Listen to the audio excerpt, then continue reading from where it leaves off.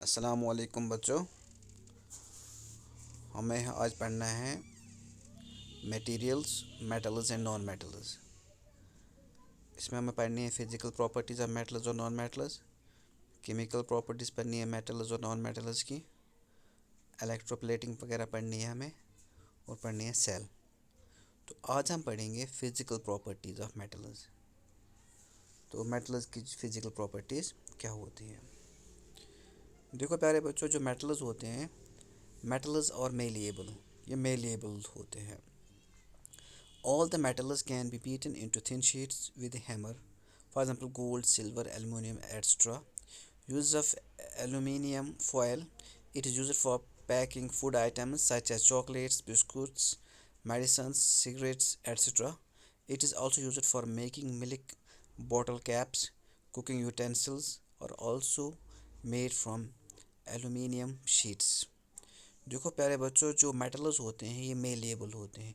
Malleable मतलब जब भी हम किसी मेटल को हैमरिंग करते हैं तो वो कन्वर्ट हो जाता है इनटू थिन शीट्स, उसके पतले पतले शीट्स बन जाते हैं।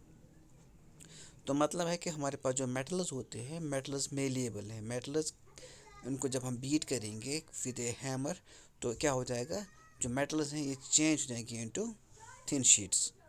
ये ब्रेक नहीं हो जाएंगे, कन्वर्ट हो जाएंगे थिन शीट्स में। हमारे पास जो हाईली मेरेबल मेटल्स हैं उनमें हमारे पास गोल्ड आता है, सिल्वर है, एलुमिनियम है। आपने देखा होगा हमारे पास जो हम फूड आइटम्स पैक करते हैं या चॉकलेट्स में, बिस्किट्स में, मेडिसिन में जो पैकिंग वगैरह होती है, जो उनमें वो थिन शीट्स लगा होता है, तो वो किसका बना होता है? मेटल्स का। सिगरेट के पैकेट आपने देखा होगा, सिगरेट के पैकेट के अंदर जो पतला शीट होता है, थिन शीट होता है, वो भी बना होता है मेटल्स का। तो मतलब मेरा कहने का है, जो मेटल्स होते हैं, मेटल्स मेलेबल होते हैं। मेटल्स को जब हम बीट करते हैं विद ए हैमर, ये चेंज होते हैं into thin sheets.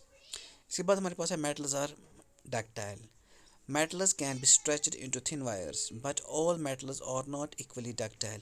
Some metals are more ductile than others. For example, gold, silver, and copper, etc. Metals जैसे कि मेलेबल हैं, ऐसे ही मेटल्स को एक और प्रॉपर्टी है, दैट मेटल्स और डक्टाइल। मतलब जब हम स्ट्रेचिंग करेंगे मेटल्स की तो ये कन्वर्ट हो जाते हैं इनटू थिन शी वायर्स। इनकी पतली पतली वायर्स बनती हैं, ब्रेक नहीं होती हैं, इनकी वायर्स बनती हैं ऑलमोस्ट। लेकिन सभी मेटल्स जो हैं ये इक्वली डक्टाइल नहीं होते हैं। कुछ मेटल्स ज़्यादा डक्टाइल होते हैं, कुछ कम डक्टाइल होते हैं।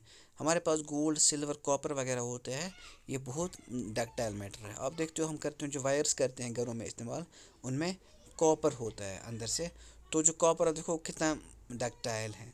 तो मतलब हम कॉपर को जब करेंगे स्ट्रेच, उसको हम कर सकते हैं convert into thin wires.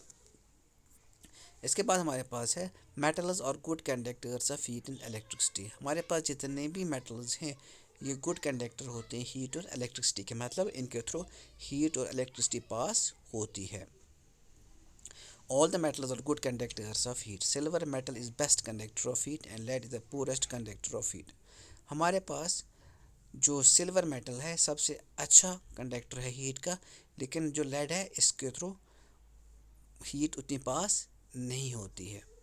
Silver is also a good conductor of electricity and next to it comes copper.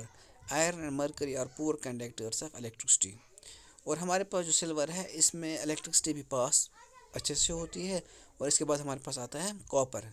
इसके बाद कॉपर में भी अच्छे से पास होती है, लेकिन हमारे पास जो आयरन और मरकरी है इनके थ्रू इलेक्ट्रिसिटी उतनी अच्छे से पास नहीं होती है। तो आप प्यारे बच्चों याद रखना, जो मेटल्स होते हैं, मेटल्स हमारे पास गुड कंडक्टर होते हैं हीट और इलेक्ट्रिसिटी के, मतलब इनके थ्रू हीट और इलेक्ट्रिसिटी इजीली पास होती है। और इसके बाद मेटल्स और लास्टर्स एंड कैन बी पॉलिश्ड। जो मस्ट मेटल्स होते हैं ये शाइनी होते हैं, इनमें शाइनी सरफेस होती है, और क्या करते हैं, अक्सर क्या करते हैं, ये लाइट को रिफ्लेक्ट करते हैं, और इनको हम पॉलिश भी कर सकते हैं। मेटल्स और सॉलिड एट रूम टेम्परेचर। हमारे पास जो मेटल्स होते हैं ये होते हैं रूम टेम्परेचर पे, सॉलिड में, सॉलिड स्टेट में। सिवाय एक मेटल हमारे पास है, दैट इज़ मर्क्यूरी, जो हमारे पास होता है लिक्विड स्टेट में at room temperature. The melting and boiling point of metals are generally high.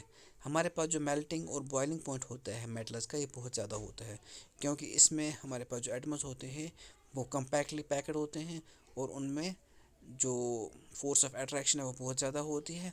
इस वजह से उस फोर्स ऑफ अट्रैक्शन को ओवरकम करने के लिए हमें ज़्यादा हीट देनी पड़ती है, दैट्स वाई इनका जो मेल्टिंग पॉइंट या बॉइलिंग पॉइंट जो होता है वो बहुत ज़्यादा होता है। इसके बाद जनरली मेटल्स आर हार्ड। आपने देखो कि जो मेटल्स होते हैं वो हार्ड होते हैं, बट सोडियम एंड पोटेशियम और soft metals and can be cut with a knife. लेकिन हमारे पास दो मेटल्स ऐसे हैं जो सॉफ्ट हैं। मेटल्स जितने भी हैं वो हार्ड होते हैं, जैसे कि हमने देखा कॉपर होता है हमारे पास, गोल्ड हमारे पास है, आयरन हमारे पास है, ये क्या है, ये मेटल्स हैं लेकिन ये हार्ड होते हैं। लेकिन हमारे पास दो मेटल्स ऐसे हैं जो सॉफ्ट होते हैं, इतने सॉफ्ट होते हैं कि इनको हम चाकू के साथ कट भी कर सकते हैं, जैसे हमारे पास है सोडियम एंड पोटेशियम। और मेटल्स और हैवी, क्योंकि मेटल्स जो होते हैं डेंसिटी ज़्यादा होती है इनकी, इस वजह से ये बहुत हैवी होते हैं। और metals are sonorous, that is metals produce sound when hit with an object. जब हम मेटल्स को हिट करते हैं किसी चीज़ के साथ तो वहाँ से साउंड निकलती है। तो हम कह सकते हैं जो मेटल्स है ये हुए sonorous, that they produce sound when hit by any other object. तो ये हमें थी फिजिकल प्रॉपर्टीज़ ऑफ मेटल्स। कल पढ़ेंगे हम physical properties of non metals के बारे में।